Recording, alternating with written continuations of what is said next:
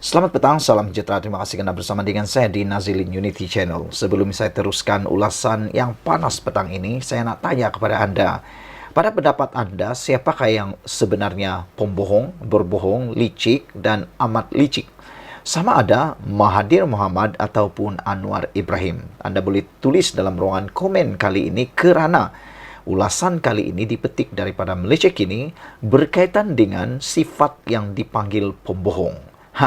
Pada pendapat Anda, antara dua peribadi ini, ada antara Mahathir dan juga Anwar Ibrahim, Anda boleh tolong tuliskan dalam ruangan komen. Siapa sebenarnya pembohong dan siapa sebenarnya yang paling licik di dalam dunia politik?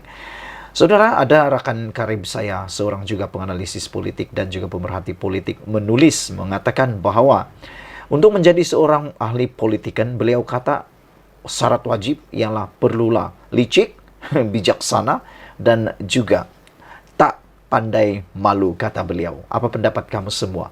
Betulkah kawan saya punya kata-kata itu? Mau jadi ahli politik perlu licik, tak pandai malu dan bijaksana? Anda tolong berikan komen. Namun, kenyataan Tun Mahathir Mohamad pada petang ini amat mengejutkan kita. Berani dia menggelar Anwar sebagai pembohong, gagal kemuka bukti seperti dijanji. Saya tidak setuju. Saya pun tak pasti apa yang dikatakan oleh Mahathir ini sebagai Anwar pembohong. Dan beliau kata gagal kemuka bukti. Tak tahulah apa yang cuba disampaikan oleh Mahathir. Okey, jom kita tengok dulu apa kata-kata Mahathir dalam Malaysia Kini ini. Dr. Mahathir Mohamad menganggap Perdana Menteri Anwar Ibrahim sebagai seorang pembohong demi kepentingan pribadi dan sejak 25 tahun lalu tidak pernah memberikan bukti kukuh menunjukkan bekas Perdana Menteri itu pernah menyalahgunakan kuasa untuk mengumpul kekayaan. Dalam sanggahan 60 halaman terhadap penyataan pembelaan Anwar terhadap saman fitnahnya, bekas ahli Parlimen Langkawi itu menegaskan bahawa defendant merujuk kepada apa yang dipanggil dokumen sebagai bukti tetapi akan memberi alasan apabila enggan mendedahkan bukti tersebut. Ahli Parlimen veteran berusia 97 tahun itu menegaskan pembelaan Anwar tidak mengandungi sebarang bukti walaupun pengurusi Pakatan Harapan PH itu pada 7 April lalu dilaporkan media sebagai berkata dia sedia untuk mengemukakan bukti untuk menyokong dakwaannya terhadap Planatif. Mahathir mendakwa ia bertentangan dengan pendapat Anwar tentang kerajaan menyelamatkan KPB, kini dikenali sebagai Pos Logistik Berhad, sebuah syarikat yang anak Planatif Mirzan adalah pemegang saham majoriti dan pengarah. Defendant sendiri sebagai timbalan Perdana Menteri ketika itu, Mac 1998, memberitahu media bahawa ia bukan langkah penyelamatan tetapi sekadar keputusan perniagaan. Mahathir berkata Anwar yang merupakan sebahagian daripada jemaah menteri pada awal dan pertengahan 1990-an berada di Parlimen pada 1997 untuk memberitahu ahli Parlimen Lim Guan Eng bahawa penjualan saham kumpulan wang persaraan diperbadankan KWAP dalam MISC Berhad kepada Petronas bukanlah sesuatu tindakan bailout. Bekas orang kuat UMNO itu menegaskan Anwar ketika itu memberitahu Dewan Rakyat perjanjian tersebut menunjukkan ketelusan pentadbiran ketika itu yang tidak dipengaruhi oleh mana-mana perniagaan milik keluarga yang meminta bantuan kerajaan. Ini jelas menunjukkan defendant mempunyai ciri-ciri pembohongan. Ini kerana defendant mempunyai pendirian yang berbeza pada 1996 daripada 90-an daripada apa yang dinyatakan dalam pembelaannya hari ini menurut beliau. Begitu juga dengan keengganan defendant sehingga hari ini untuk mengemukakan sebarang bukti untuk menyokong dakwaannya. Ini menunjukkan defendant akan berkata sesuatu dan kemudian mengubah pendiriannya sambil memfitnah asalkan yang memenuhi faedah peribadi defendant, kata Mahathir lagi. Saudara-saudara sekalian, apabila kita melihat berita tentang pendedahan ini, ianya amat menarik perhatian kita kerana tindakan Mahathir menyaman Anwar Ibrahim ini menyebabkan kita melihat banyak perkara yang telah berlaku sejak 25 tahun lalu sehingga kan kita tertarik apalagi yang akan keluar selepas ini, apalagi perkara yang akan keluar selepas ini. Yang pentingnya ialah Adakah Anda setuju dengan kata-kata Mahathir ini bahwa Anwar pembohong gagal ke muka bukti seperti dijanji, kata Mahathir? Sekian dulu kali ini, ikuti terus ulasan selepas ini. Selamat tengah hari, salam sejahtera. Terima kasih karena menonton channel Nazilin Unity. Apabila Muhyiddin Yassin menyifatkan kerajaan perpaduan pimpinan Anwar Ibrahim sebagai tidak boleh diharap, ini satu perkara yang memang agak mengecewakan kita. Kerana apa yang dinyatakan oleh Muhyiddin Yassin itu tidak benar sama sekali. Kerajaan pimpinan Anwar Ibrahim adalah kerajaan yang amat boleh diharap. Namun demikian, seorang pemimpin daripada Malaysia, yaitu Khalid Nordin, menyatakan kritikan Muhyiddin itu sebagai tidak tepat.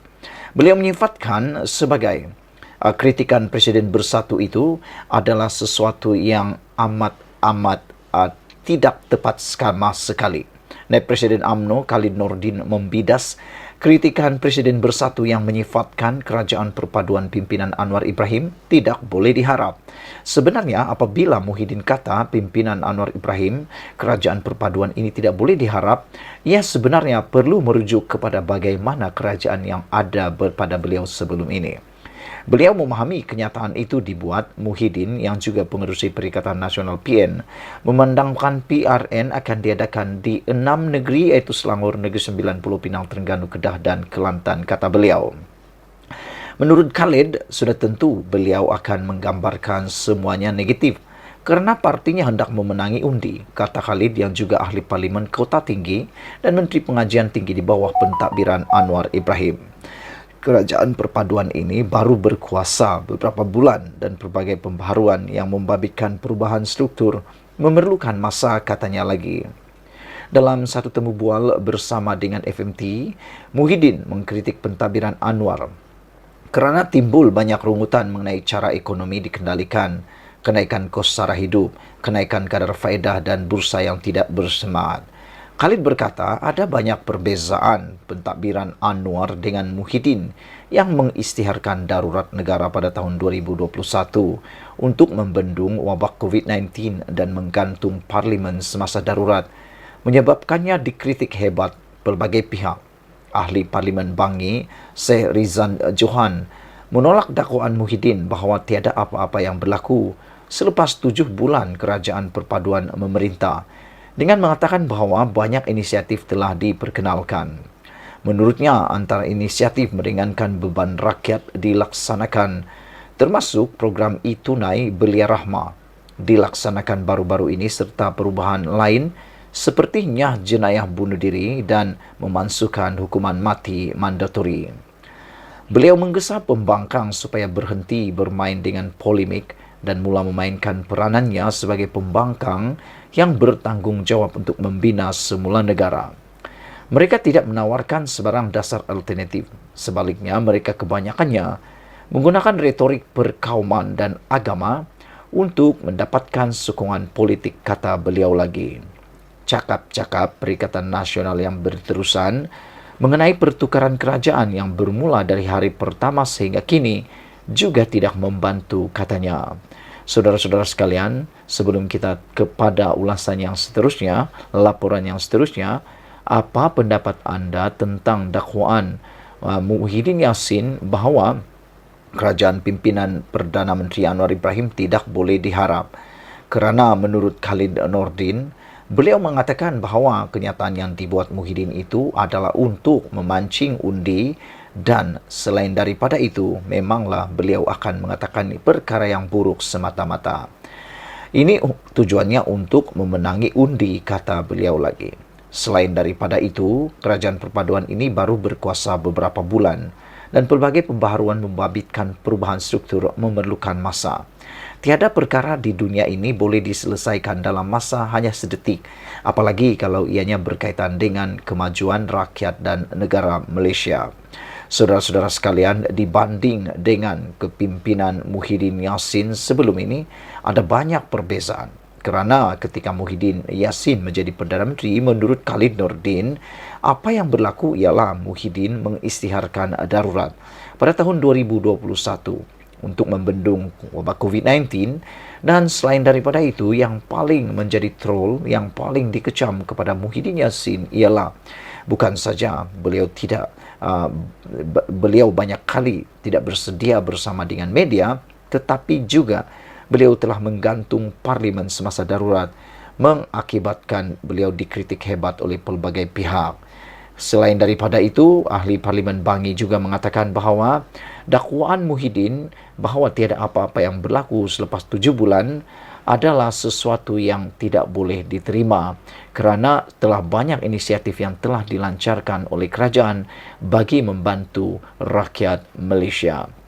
Selain itu, beliau menggesa supaya pembangkang berhenti bermain dengan polemik dan mula memainkan peranannya sebagai pembangkang yang bertanggungjawab untuk membina semula negara. Kata ahli parlimen tersebut, mereka tidak menawarkan sebarang dasar alternatif. Sebaliknya, mereka kebanyakannya menggunakan retorik perkauman dan agama untuk mendapatkan sokongan politik. Cakap-cakap Perikatan Nasional yang berterusan mengenai pertukaran kerajaan yang bermula dari hari pertama sehingga kini juga tidak membantu, kata beliau. Jadi, adalah lebih baik mereka menawarkan cadangan daripada terus mengamalkan retorik yang tidak bermakna. Ikuti terus ulasan selepas ini. Selamat pagi, salam sejahtera. Terima kasih kerana bersama dengan saya di Nazilin Unity Channel. Pagi ini, berita paling malang untuk Muhyiddin Yassin dan Azmin Ali tersebar di selerata dunia apabila dikabarkan bahawa mereka tidak akan menang di Selangor. Ini berita yang patut anda share supaya memberikan keyakinan kepada semua penyokong dan pengundi yang ada di Selangor untuk tetap mengekalkan kerajaan perpaduan, kerajaan Pakatan Harapan yang ada di Selangor pada waktu ini. Dilaporkan Amiruddin akan kekal. Amiruddin kekal Menteri Besar, PH dan BN dijangka menang selesa di Selangor. Inilah satu berita sedih duka cita untuk Azmin Ali dan Muhyiddin Yassin yang disampaikan pada saat subuh hari ini. Di sebalik kegairahan PN yang bercita-cita besar mahu menawan Selangor pada PRN 12 Ogos ini, Menteri Besar Amiruddin Shah kelihatan kekal tenang dan langsung tidak gelabah menghadapinya. Di wajahnya sedikit pun tidak terlihat garis-garis risau atau bimbang. Negeri yang berjaya ditawan PKR sejak 2008 itu akan jatuh ke tangan pihak lawan. Dalam pertemuan selama lebih 2 jam dengan beliau bersama beberapa penulis yang turut disertai Dahlan Mansur atau Mamor, penasihat media Selangor, Muhammad Sayuti Omar, Sahbudin Embun dan Hayazi Hasim atau Tok Usin Ceroy, Amiruddin sentiasa tampak ceria, selalu tersenyum dan sesekali ketawa apabila bercerita mengenai keadaan negeri Selangor. Mendengar beliau bercakap seolah-olah semua data, maklumat, perkembangan dan nama-nama orang penting di akar umbi di Selangor sudah tersemat erat dalam kepalanya. Dalam pertemuan tersebut, beliau bercerita hampir semua perkara berkaitan Selangor. Politik, pembangunan, program untuk rakyat, masa depannya, hubungan dengan istana, Azmin Ali, PRN, calon-calon PH dan macam-macam lagi. Malah, semua calon yang kami tanyakan dijawabnya dengan tenang, yakin dan tanpa ragu-ragu. Amiruddin turut memberitahu beliau memantau setiap 3 bulan laporan berkenaan kecenderungan pengundi di Selangor. Sehubungan itu, beliau penuh yakin PHBN mampu menangi PRN pada 12 Ogos depan ini. InsyaAllah kita masih mampu menang dan akan terus mentadbir negeri atau Selangor selepas 12 Ogos ini. Bahkan tidak keterlaluan untuk saya sebut bahawa kemenangan 2/3 masih relevan untuk dicapai. Kita boleh menang antara 38 atau 39 kerusi DUN, katanya dengan yakin. Menurut pengurusi Perikatan Nasional Pakatan Nasional PH Selangor itu, yang melegakan ialah kerana tiada isu kemarahan rakyat atau pengundi, kerana kerajaan negeri sebagaimana yang menjadi bualan telah berlaku di negeri-negeri tertentu yang lain. Tahap puas hati mereka tambahnya sentiasa memuaskan dan melebihi kadar kemarahan yang jika ada pun hanya rasa marah kecil-kecilan yang timbul sekejap-sekejap di sana-sini. Ini kerana, kata beliau, sepanjang menerajui Selangor, keutamaannya ialah untuk mewujudkan kestabilan dan memberi kemakmuran kepada rakyat negeri itu. Dengan kadar KDNK yang meningkat kepada 25.5% pada tahun 2022 daripada 24.8% pada tahun sebelumnya, di samping sambutan terhadap program Jelajah Ihsan Rakyat yang diperkenalkannya untuk membantu rakyat mengimbangi kos sara hidup, Amiruddin yakin rakyat Selangor secara umumnya tiada masalah dengan kerajaan sedia ada. Tambahan lagi, bila timbul ura-ura kenaikan tarif air baru-baru ini, tidak akan pantas beliau yang menegaskan tiada keputusan di peringkat kerajaan negeri untuk berbuat demikian. Ini secara tidak langsung menyerahkan lagi ciri-ciri pilihan rakyat dalam wajah kepimpinannya. Ditanya tentang dirinya sama ada bertanding atau tidak, sekali lagi Amiruddin dengan pantas dan penuh yakin memberikan jawaban, "Saya bertanding." Dengan jawaban tersebut bermakna tiada isu lagi siapa calon menteri besar yang akan dinamakan atau mewakili PHBN selepas ini. Bersama rekod cemerlang sepanjang mentadbir Selangor, negeri stabil dan makmur, ekonomi tumbuh lebih baik, rakyat sentiasa puas hati dan tiada isu-isu yang melibatkan dirinya, parti atau kerajaan. Mengekalkan lagi Amiruddin adalah langkah awal paling penting, paling tepat sekali. Ia bukan saja mematikan politik dalaman atau perbelahan yang cuba diwujudkan oleh pihak-pihak tertentu, bahkan pasti menjadikan pengundi tiada keraguan lagi untuk membuat keputusan. Dalam erti kata lain, memberi peluang lagi kepada PHBN sebagai kerajaan negeri selepas 12 Ogos nanti dengan calon menteri besarnya adalah Amiruddin. Ini bermakna mengekalkan kestabilan, kemakmuran serta jaminan pertumbuhan ekonomi yang lebih baik untuk masa depan Selangor. Itulah dia saudara-saudara sekalian, berita ataupun laporan yang paling sedih untuk Azmin Ali dan Muhyiddin di Selangor hari ini. Sila share video ini untuk menggemparkan kawan-kawan Anda sekalian, menggemparkan para pengundi yang ada dalam PRN kali ini. Sekian dulu Malaysia kita punya, kita juga sama-sama cintai Malaysiaku. Kita jumpa lagi, bye-bye.